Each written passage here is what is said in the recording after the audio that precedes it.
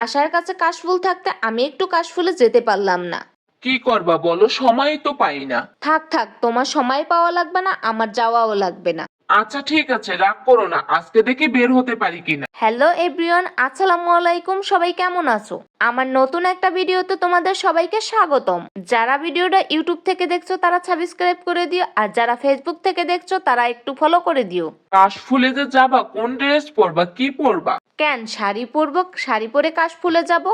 আচ্ছা তাহলে শাড়ি পরো, শাড়ি পরে সাজুগুজু করে নাও। কেন, সাজুগুজু করতে বলতে আসো যে, শাড়ি পরতে বলতে আসো যে, আজকে কি যাবা নাকি? যাবো কি যাবো না তা দেখবো, তুমি আগে রেডি হও।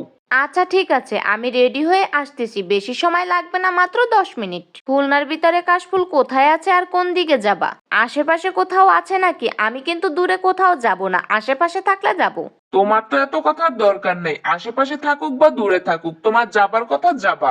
যাব তো অবশ্যই, ঠিক আছে, কিন্তু সাথে তো ড্রোন আছে, ক্যামেরা আছে, এসব সাথে করে নিয়ে যেতে আমার কিন্তু ভীষণ খুব ভয় লাগে। ভয় করলে চলবে না, আরে চলো। আমি যে শাড়ি পরবো, তুমি কি পরবা? আমার কোন রকম একটা ড্রেস হলেই চলবে আমি তো আর শুট করবো না, করবা তুমি। না না, তা একদমই চলবে না, তোমার কিন্তু পাঞ্জাবি পরতে হবে। তুমি যদি পাঞ্জাবি না পরো তাহলে কিন্তু আমি একদমই যাব না। আচ্ছা ঠিক আছে, পাঞ্জাবি দাও তাহলে পাঞ্জাবিই পরি। এই বলে বাসা থেকে বের হতে হতে অনেকটা সময় লেট হয়ে গেল। যখন বাসা থেকে বের হয়েছিলাম তখন প্রায় 4টা বাজে। তাকে আমি বারবারই বলছিলাম যে রোদ থাকতে যাব, কিন্তু একটু লেট হয়ে গেল। তার লেট হওয়া দেখে আমি তো ভীষণ রাগ করে বসেছিলাম। আমার মুডটা ভীষণ খারাপ হয়ে গেছিল। একটু রোদ থাকতে যাব আর ভিডিওগুলো সুন্দর আসবে, যেই বেলা সেই কাজ, রাগে রাগে তার সাথে চলে গিয়েছিলাম। আমি তো রাগ করে গাড়িতে বসেছিলাম।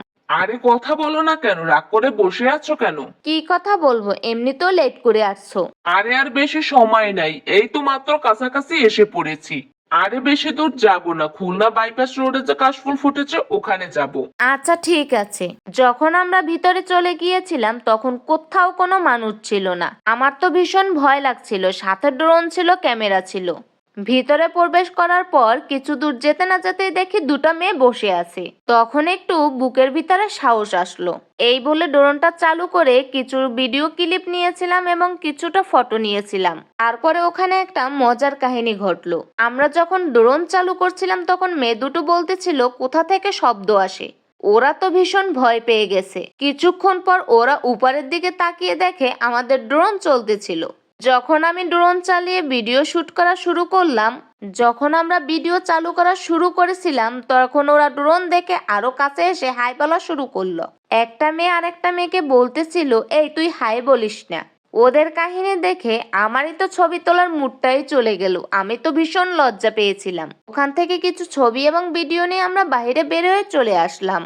তারপরে প্ল্যান করলাম কুয়েট রোডের ভিতরের দিকে চলে যাব। খুলনা কুয়েটের ভিতরেও ভীষণ কাশফুল ফুটেছিল।